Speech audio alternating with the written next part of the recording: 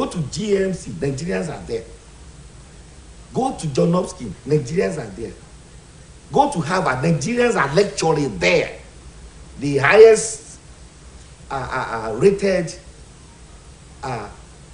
university system in America, Nigerians are there. Why? But they obey the laws. When they Thank you very much. Because there are laws. It's been enforced. It's been followed. And they use their brain. Let me tell you something. I believe strictly in this country. I know we can do better than what we are doing now. And I'm not making a joke of that. I'm extremely believing in this country. I know that when the right peg is put in the right hole, Nigeria will be better than what it is today. When would that happen? Would that take a miracle to happen in Nigeria? It doesn't have to take a miracle. Baba Basajo was saying something one time, and I happened to listen to him. He said he was talking with a friend of his, and he was telling that friend that let us pray for Nigeria. And that friend said that come and shut up. I'm not praying for Nigeria. And he asked his friend that why are you not praying for Nigeria? We are praying for your country, and why are you not praying for Nigeria? He said because what you Nigerians can do, God will not do it for you. He already given you everything that you need. Everything to do the right thing. Everything to do the best. Nigeria can become a superpower. Let me tell you, we have everything to do it. It will take you and me. It will take each and every one of us believing, following the law as it is to be followed. Is it not the system of government that we adopted that is a bane to political development in Nigeria? No. I don't believe that at all. I don't believe that. Let me ask you a question. Today in the UK, they are driving on the in the say we say you are driving on the wrong side of the river. They are driving on the right road, which we were doing before we changed during Gowon time. You remember that? Yes. Very good. You cannot take a left-hand drive car into the UK today. Every day on the road, I could still see a right-hand driving car. In the country. Now, in this country, every day, even in this state, I've seen it. Yesterday I saw one. Why? Why is that so? We are not obeying the law. We are, thank you very much, sir. We are not obeying the law. But looking at the presidential system of government, where too much power is vested in the executive arm of government. You see, too much power in the exclusive list. And you said the other time that the president, the governors, they have executive power yes. to do and undo. See, in the presidential system of government, there are three arms of government: the judiciary, the legislature, and the executive. The judiciary and the legislature, they are the check and balance. Are they really checking? Is the system actually balanced? If you look at the situation in where the executive will pocket the judiciary and the legislature. And that is why I say the power belongs to the people. That is why I say it's you and I that believe in the country that can change it. No, I'm not saying this of rivalry. I'm not saying it of jealousy or happen to love someone than the other. I saw something that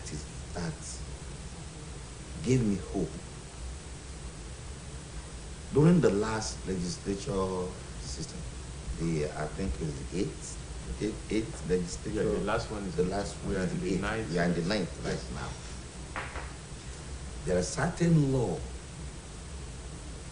that even it came from the executive that the legislature didn't allow it to pass. They used their power.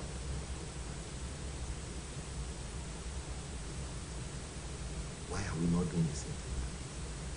That is why I say, see, this time around, we have to forget about party. We have to look inward. We people, there is power in our hand, but we don't know how to use it. We people now have to look inward and put the right peg in the right hole. How do we achieve that in the face of poverty?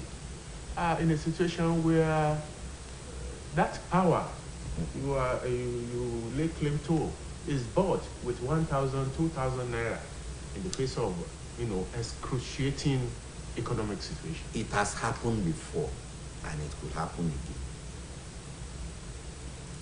again. And I'll tell you another story here. There is a village in India, and this guy wanted to become their representative. And he went there, pleaded with them, and they thought that he would do a good job. He promised them everything. So they voted for him en masse. I mean, he was so successful in the election that everybody was amazed. But within the 4 years, he never stepped to that village again. Everything he promised them, he didn't do. As it is happening in Nigeria. So, guess what happened? Now 4 years, before you know it is gone. Now, at this time, with a convoy, he wrote them, he's coming to visit them again. They say, oh, yes, you are welcome, our dear representative. We will see you. Come. And they were waiting for him. This time around, he went there with an entourage of people. He thought, oh, yes, these people, they are my people. But when he got there, he was beating like eggs. They were throwing eggs. They were throwing things at him to the extent that he didn't even remember to take his vehicle. There is power in the hand of it. There's a system in this presidential system, a record system. You can record somebody. You see? It has never worked. Never worked anywhere in the country. Because we have never used it. We have never tried. See, I don't believe in that. Something cannot be done. Well, viewers at home, we are just joining us on the program. The program is AM Cafe, and my guest is Mr. Oluwashola Omoni. You look at the system we are operating in the country, the political system. Will it be encouraging for someone to dabble in the murky water of politics in Nigeria, looking at the whole situation? Yes, it is. We have made many mistakes in the past. What is that? People with intelligence, people that have their right mind, people that have the interests of the nation at hand, we have failed to use them in our political system. Not only failed to use them, those people already failed to come out. If I am given the chance to become the representative at the federal level of Ifelodun, Boripe, and Nodoti federal constituency, within my 4 years, you will see a difference from what is there now and what is there within. No. Mr. Omoni, I'm coming. Okay, all right. Looking at the situation in the country, where you said the best are not given the opportunity to be there, and you, as a person, you are coming back from America, to dabble into muddy water of politics in Nigeria. What informed your decision? Do you see the encouragement there? What encourages me each day is the suffering of my people. What encourages me each day is knowing that we can do better. The anger that why are we not doing the best? Why are we not doing the right things? Is what is encouraging me. There's something, we are created different. Some people, when they see blood, they get motivated. Some people cannot see blood. Once they see blood, they are like a warm, boneless creature. You see the difference? When I see the way people are suffering,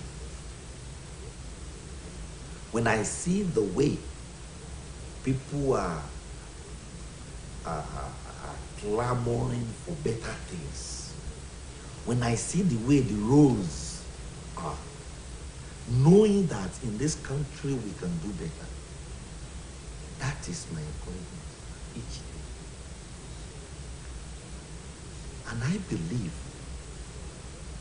that there are people like me who are now aspiring to do the same thing.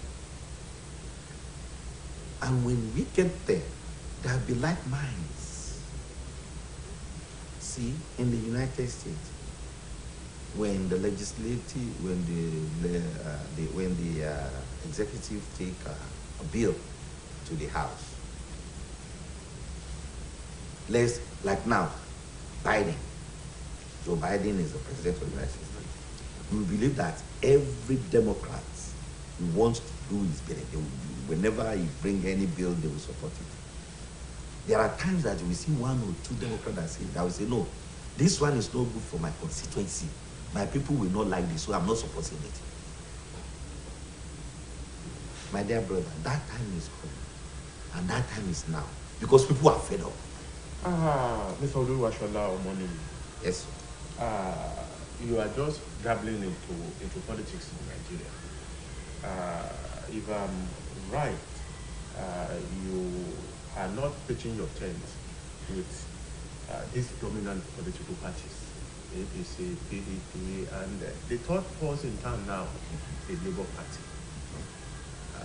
Why is this so? And do you think, with the level of political education of the people, would they have a blink at your political party come next year?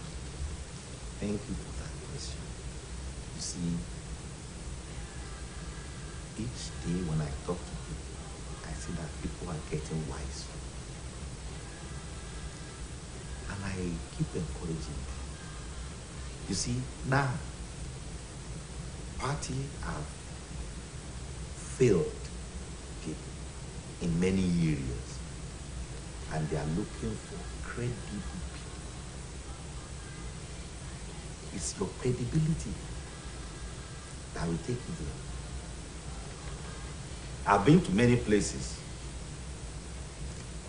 I talk to elderly people, and they will look at me and they will say, where were you 10 years ago with all this thing in your brain? That shows me that people are looking for fresh blood. It's not the party this time, it's personality. And that is what I hear mostly from people. And you will be surprised. So, party aside, yes, there are big parties, organized, structured. Look at Obi. People are saying that, well, there's no structure, Labour doesn't have structure. But it's making wave, even in another part of the world, not only in Nigeria. Obi is creating wave. Well, that is him. What I believe is going to work this time is what we call movement. You will see that people from PDP that are fed up with what is happening in PDP they will vote for different people. We don't need to mention political parties this time around, but I'm just trying to explain this. yes, All those BB parties. Not our friend on the program this morning. Okay. But we hope you will have to make a return to this program so as to have enough time to Expatiate on things. Because another program will come up in the next 2 minutes. So we want to appreciate your presence on the program. But on the last note, in a GB, what is your dream for Nigeria? In a GB. Oh man, I dream for a country where everything works. Where water, power will not be something that you have to become your own government, your own local government. That you have to look for your own water, you have to look for your own power. I dreamt of a country that we will have good rules. I dreamt for a country that the leadership we see that they have no business in business, but in making a conducive environment for people to make business and for business to thrive. That is the country that I am dreaming of. We hope it happens. It will happen. Very soon. Well, on this note, we want to say bye on the program, AM Cafe, this beautiful Monday morning. I want to appreciate Deacon Oluwashola Omoniyi, a politician, a technologist, and a merchant of God, a servant of God, for finding time to be on the program AM Cafe this morning. I want to appreciate my executive producer as well, Nason Oyebayo, and the producer of the program, Shola Ogunleye. My name is Adeyemi Aboderi. AM Cafe continues. We thank you for being there, and good morning.